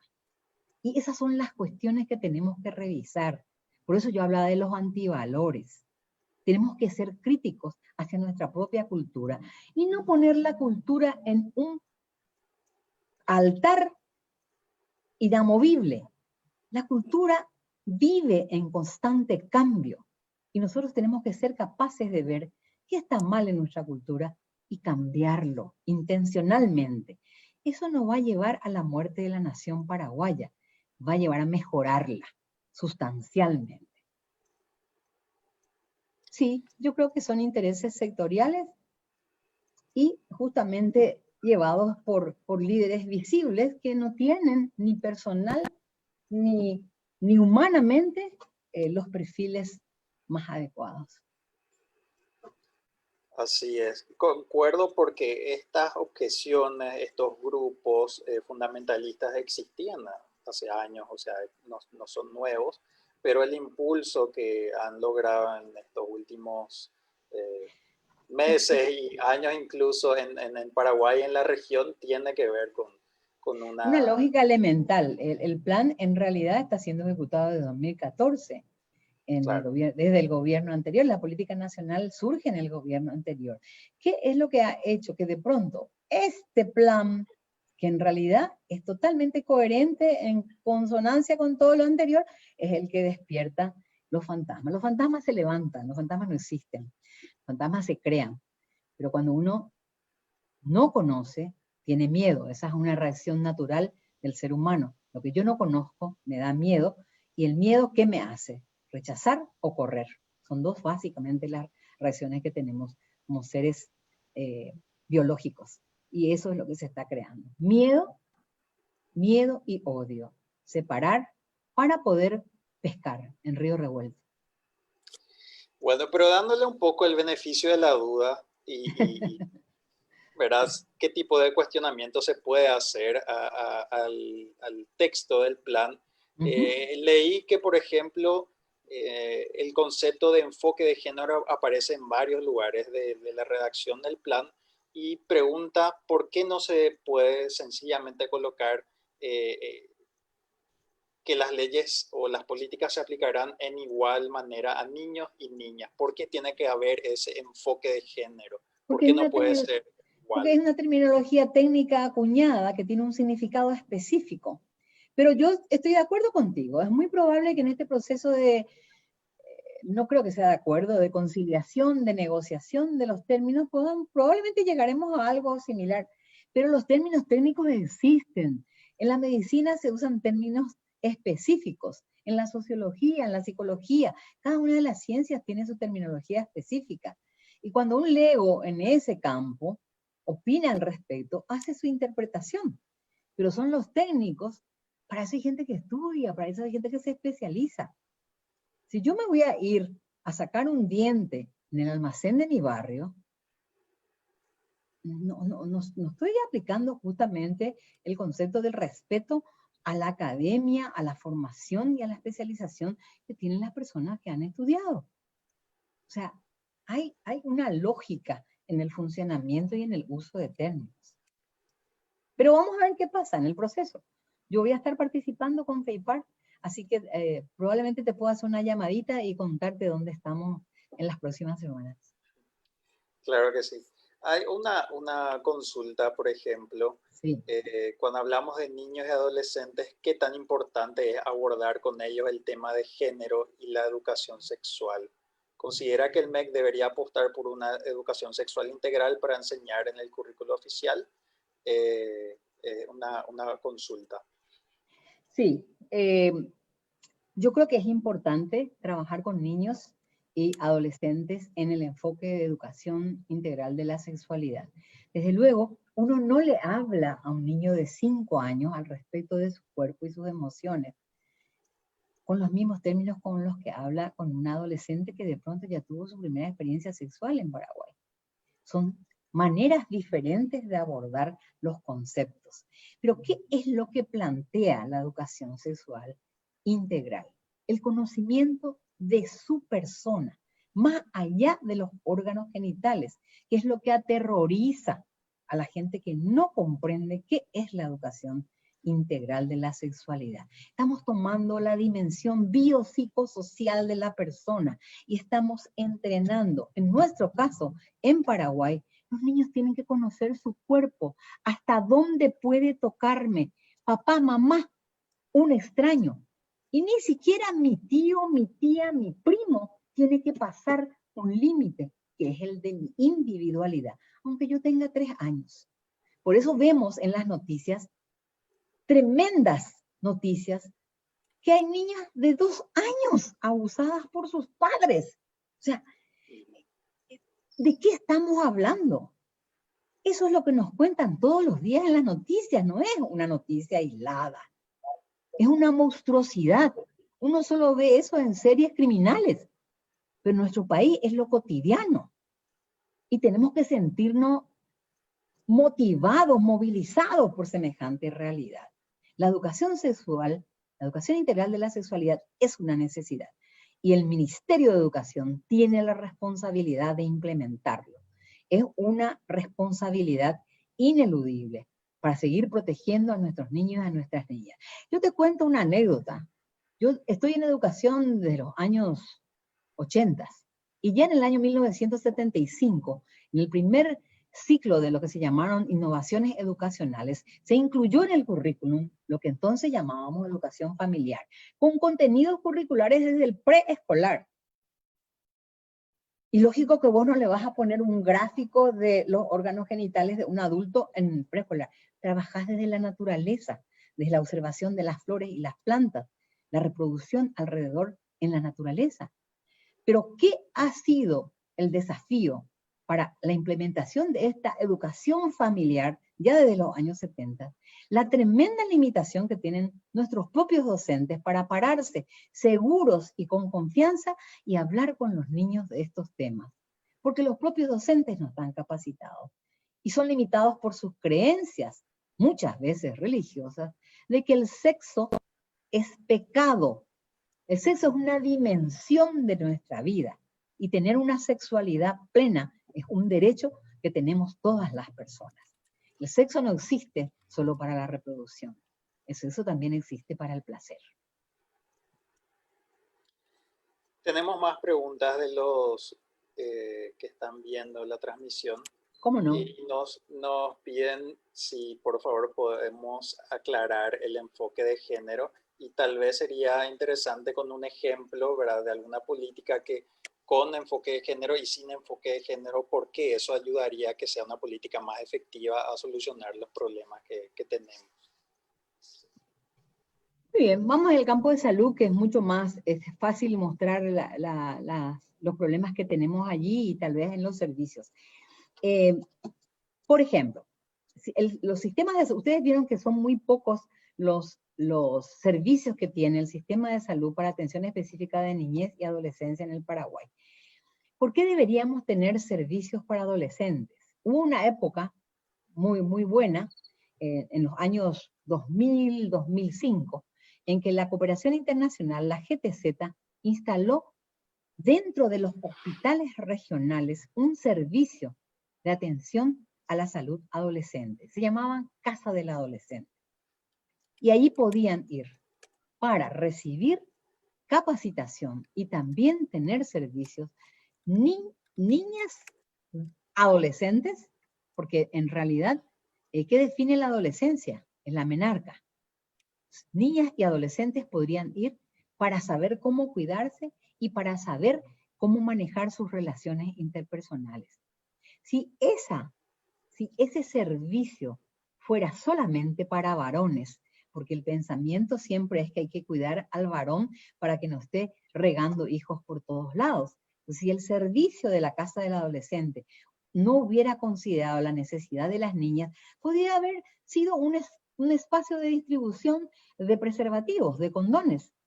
Pero con esta mirada igualitaria de género, del enfoque de género, se atendía a niñas, a niños y a jóvenes varones y mujeres en estos servicios. Es así, teniendo en cuenta esa desigualdad que se da en la sociedad del acceso, las políticas y los servicios miran y equiparan estos servicios para ambos géneros.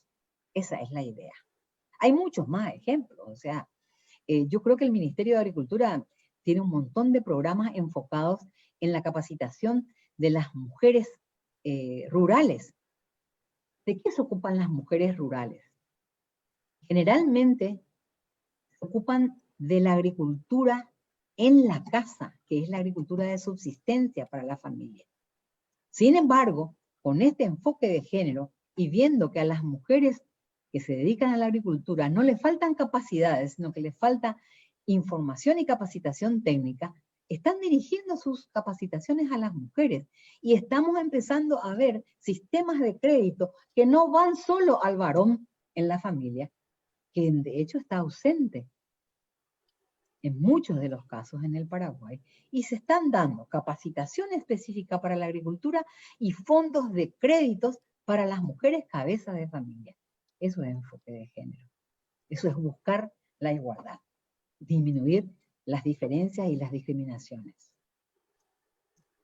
Pero este es un tema largo, este podremos hacer, y probablemente ustedes van a poder invitar a personas conocidísimas de nuestro ambiente, personas que han trabajado y son visibles por su trabajo sólido en este campo del enfoque y la perspectiva de género. Tenemos personas valiosísimas en el Paraguay.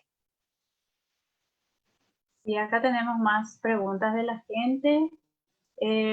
Una de las personas quiere saber cuáles podrían ser las motivaciones de los grupos de resistencia. Yo tengo mi propia interpretación, ¿verdad? Y yo realmente creo que es una lucha política por detrás. Ya estamos, uno simplemente tiene que mirar las tapas de los diarios que corresponden a diferentes grupos y se puede leer claramente que de este tema se está haciendo un botín de guerra. Acá no hay nadie que tenga que perder. Acá, si no tenemos un plan nacional de niñez y adolescencia, primero pierden los niños, las niñas y los adolescentes. Y detrás de los niños, perdemos las familias y la sociedad paraguaya. Nosotros tenemos un bono demográfico, tenemos que enfocar nuestras fuerzas, nuestros recursos a mejorar la calidad de vida de nuestros niños y nuestros adolescentes, porque en 20 años ellos van a ser los adultos. Y si hoy no corregimos los problemas que tenemos en educación, en salud, en formación para el trabajo, vamos a tener serios problemas. Pero mi interpretación es que estos líderes en realidad están en busca de sus intereses de siempre. Manipular a la población para sus propios intereses. Hacerles promesas electorales y después olvidarse de ellas. Creo que eso es lo que está por detrás.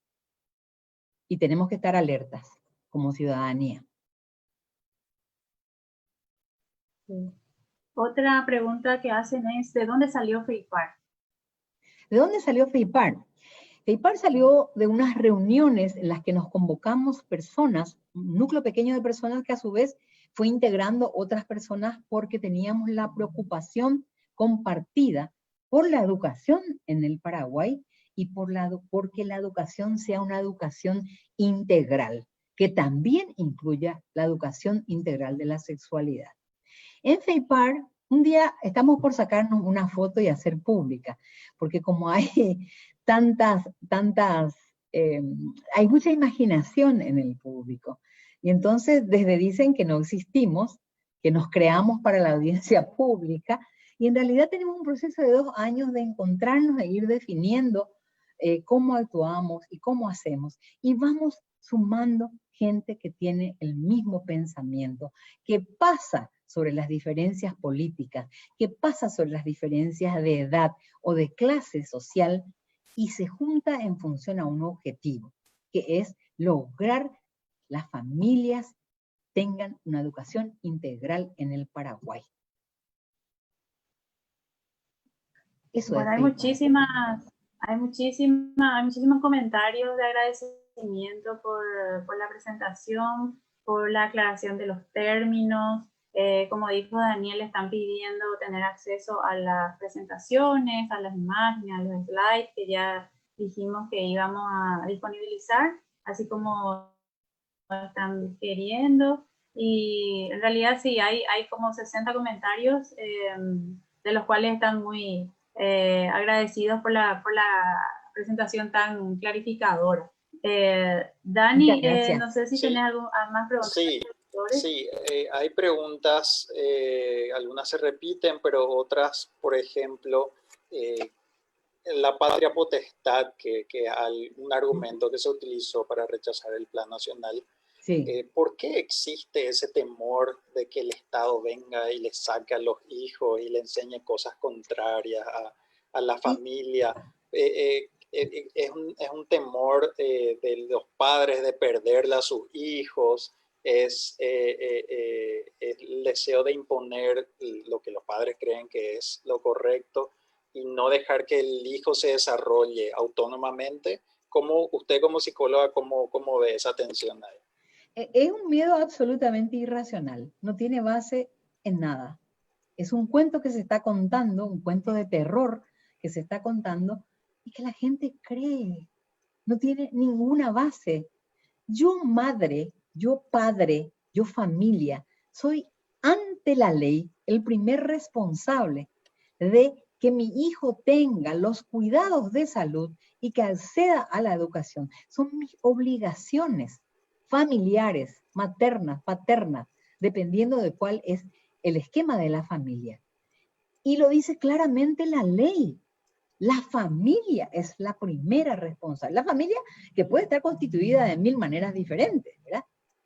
Una familia puede, yo soy una mamá divorciada, ¿verdad?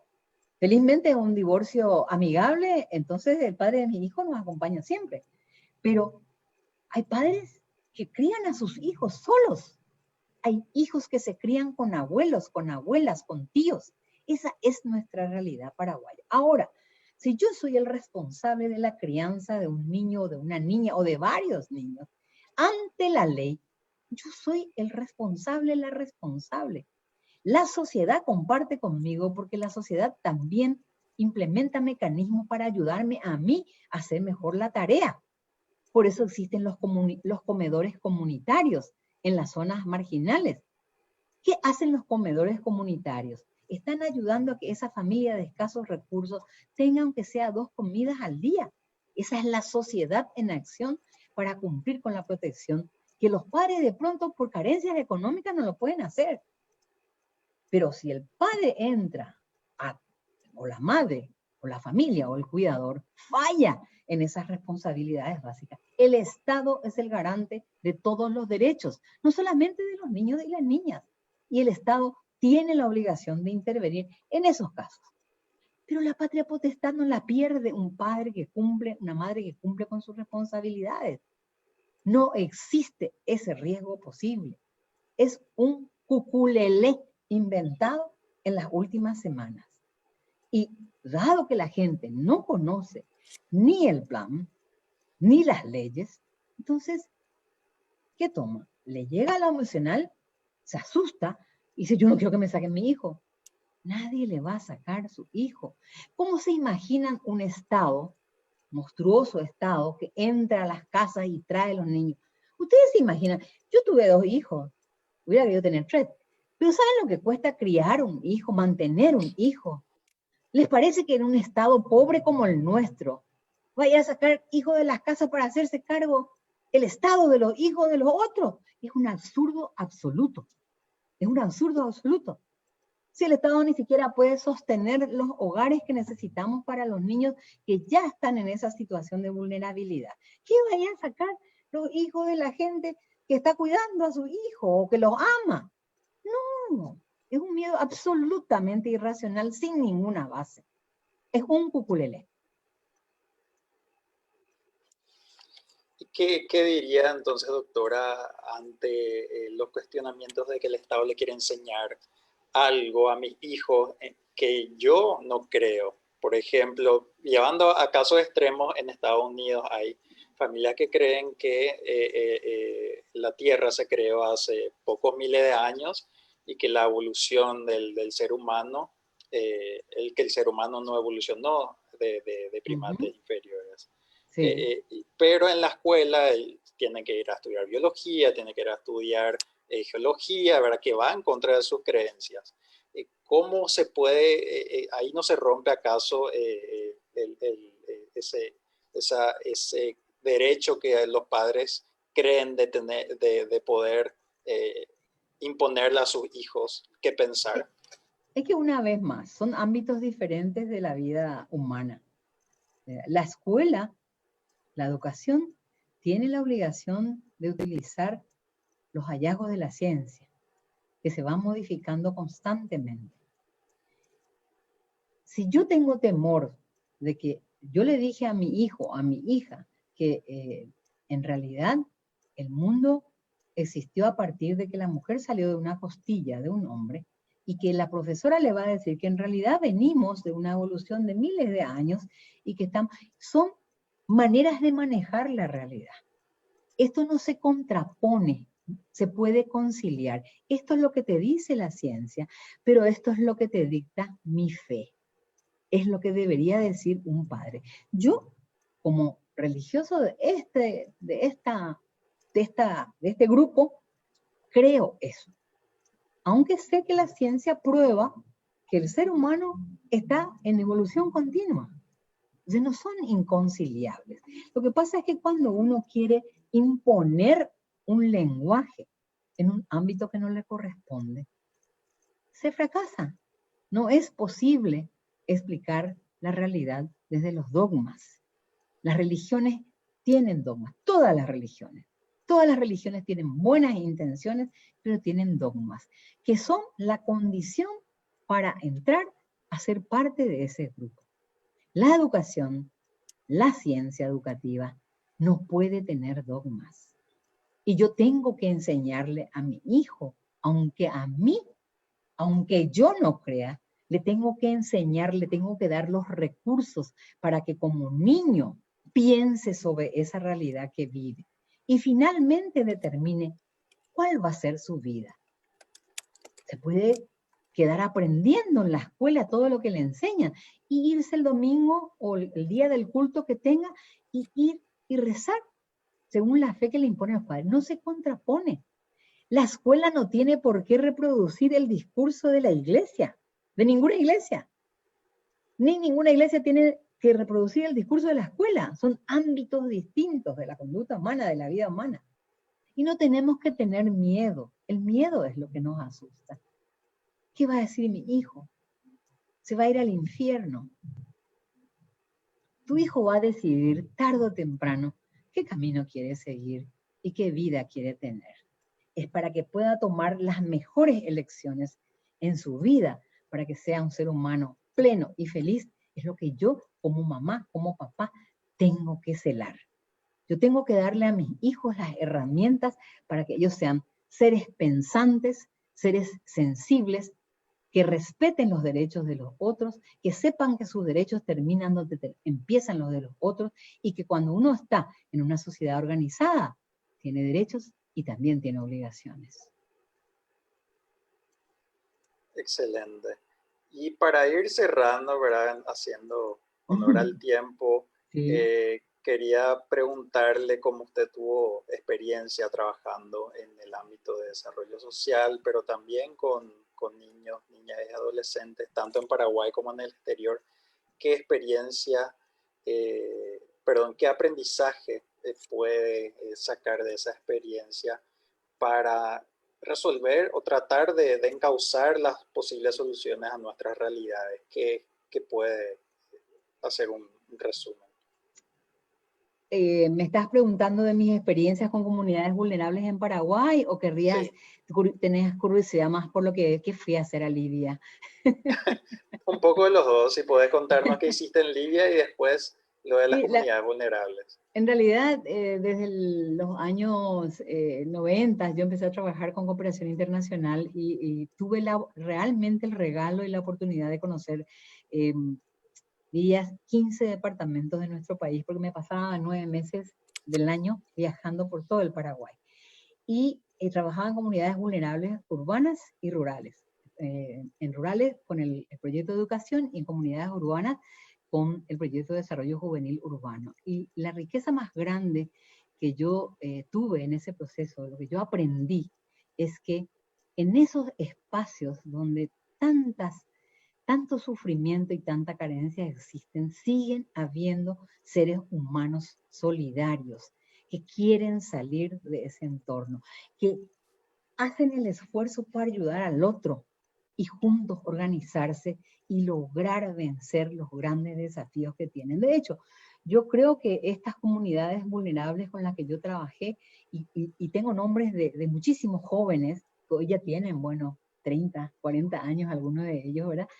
Que son los que me inspiraron inclusive para que yo tardíamente trabaje mi tesis doctoral, que fue en desarrollo juvenil urbano, porque he visto una cosa inexplicable, que era ese impulso al bien, ese impulso al unirnos para salir de esto, de gente que no tenía nada, y sin embargo ponías la oportunidad de acceder a un recurso, aunque sea educativo, un libro que le enseñe cómo empezar una pequeña empresa, y lo agarraban y tomaban otros 5 y emprendían. Y a los 1 año, a los 2 años, salían de esa extrema pobreza en la que vivía. Se preocupaban de que los niños y las niñas tuvieran recreación saludable, de que pudieran tener espacios de formación sana y culturalmente apropiada. O sea, yo tengo nombres en todos los bañados de Asunción, de jóvenes con los que trabajamos entre los últimos años 90, 2000, y puedo citarlos porque son líderes de sus comunidades. Son gente que ha salido de esos espacios de carencia y han sido capaces, ellos mismos como personas, de ser hoy muy distintos de lo que probablemente el pronóstico de alguien que sabía su origen hubiera creído. Las comunidades vulnerables tienen muchísima riqueza y nosotros tenemos que enseñarles a que ellos vean esa riqueza que tienen. El problema de la pobreza no es el dinero. El problema de la pobreza es la educación, es el empoderamiento de la gente para ejercer ciudadanía. Eso es lo que aprendí con las comunidades vulnerables. Y mi experiencia en Libia fue muy particular, fue una experiencia única en mi vida, me marcó muy poco tiempo en realidad, pero yo no hablo árabe, yo hablo inglés y bueno, francés también, pero yo no hablo inglés, no hablo árabe. Entonces en mi trabajo en Libia yo fui como directora de un proyecto de educación de UNICEF, fondos de UNICEF con Save the Children, y era específicamente un proyecto de capacitación docente para maestros de educación inicial, porque en Libia durante el régimen de Gaddafi, yo fui 1 año después que cayó Gaddafi en el 2012, él había eliminado todos los preescolares del país. Y estratégicamente la gente metió los preescolares bajo el sistema de salud para poder permanecer. Había poquísimos. En Trípoli, que es una ciudad de 1 millón de habitantes, había solo 16 preescolares. Y estos preescolares eran manejados no por maestros, eran cuidadoras, sin ningún entrenamiento pedagógico. Y en Libia el castigo físico es permitido. La cultura permite el castigo físico de los niños. Entonces, este fue un proyecto piloto de 6 meses que se instalaba para abrir centros, modelos de educación y capacitación docente. Fue un gran desafío. Yo soy una persona que desde muy jovencita tuve esta cuestión muy reactiva hacia la desigualdad. Me tuve que adaptar porque vivía en una cultura musulmana y debía adecuarme a los modos. No usé hijab, no me exigían usar hijab, pero me cubría los brazos y me cubría hasta las piernas y aún así, con mi aspecto, recibía mucha agresión en las calles.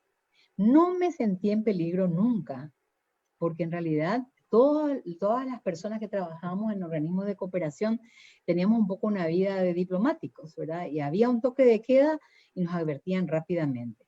Sí había peligros cuando yo estuve en Libia, y esa era una de las preocupaciones mayores de mi hijo mayor, porque estaba Al-Qaeda, como está hasta ahora, estaba activo en el sur del país. Libia es un país que tiene la misma cantidad de habitantes que Paraguay y 4 veces el tamaño geográfico. Entonces, es una sociedad fragmentada por esta lucha planteada para la salida de Gaddafi, que puso a la mitad de la población en contra de la otra mitad, utilizando justamente el recurso de comprar la lealtad de los más pobres. Y los más pobres en Libia, como en muchos otros lugares del mundo, son una mayoría de raza negra. Libia todavía está trabajando esa fragmentación social que tiene. Y Save the Children trabajaba con este proyecto de educación y también en los campos de refugiados y desplazados que tenía Libia en ese momento. Había unas 70.000 personas desplazadas en Libia en ese momento. Yo tuve una experiencia única, como digo, fue muy limitante porque yo estoy acostumbrada a tomar un ómnibus, agarrar mi auto e irme donde yo quiero, no este año. Pero yo no podía salir sola, no podía manejar, por ejemplo, un vehículo porque era mujer extranjera. Las mujeres libias manejan, y las mujeres libias jóvenes y los jóvenes libios manejan la tecnología de punta, lo último. Y eso está haciendo que esa sociedad también cambie rápidamente. No sé cuántos años les llevará. A mí me da mucha pena ver que ellos en el 2012 soñaban con elecciones presidenciales que hasta hoy no se pudieron cumplir. La gran mayoría de mis compañeros de trabajo, que eran jóvenes entre 20 y 30 años, varones y mujeres, educados, han salido de Libia. Algunos están en Europa y otros en Estados Unidos. Bueno, y ese es todo un tema para contar. Otros desafíos, ¿verdad? Que tal sí, vez así es. están un poco ajenos a nuestra realidad, pero seguramente compartimos cosas con varios países. Sí. Totalmente. Bueno, vamos a ir cerrando. ¿Sí, Fabiola? Sí, que vamos a ir cerrando y agradeciéndole a la doctora Josefina por contestar todas nuestras preguntas y aportar muchísimo en este debate que sabemos que no se acaba, ¿verdad? Exacto, esa es la idea. Bueno, le agradecemos también muchísimo a la gente que participó, que estuvo comentando, diciendo que como dijimos, que la charla estuvo muy buena, muy enriquecedora. Muchísimas gracias a todas las personas que se unieron a la charla.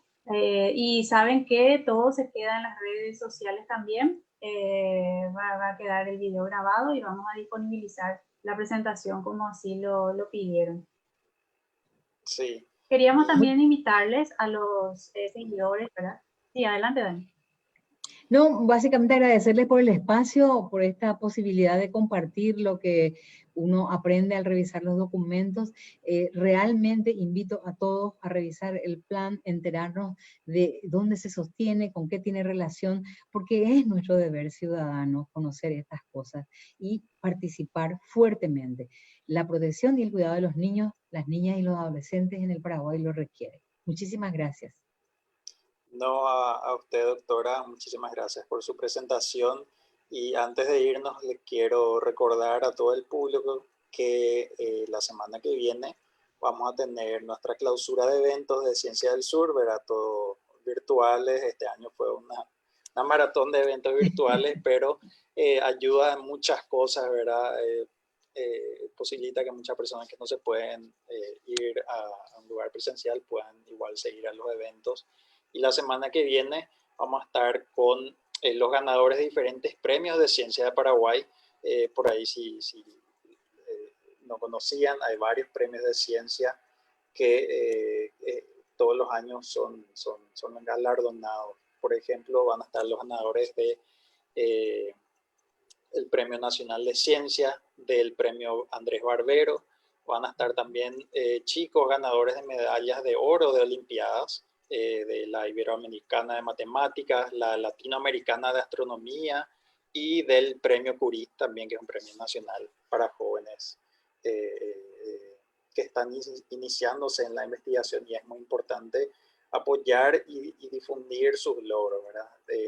Nosotros desde Ciencia del Sur siempre queremos dar ese apoyo a los chicos para que sepan que la carrera de investigador es una profesión como cualquier otra. Entonces, que tengan esa posibilidad de saber que la investigación, la ciencia, les puede llevar no solo al exterior, pero desde Paraguay también se puede hacer ciencia.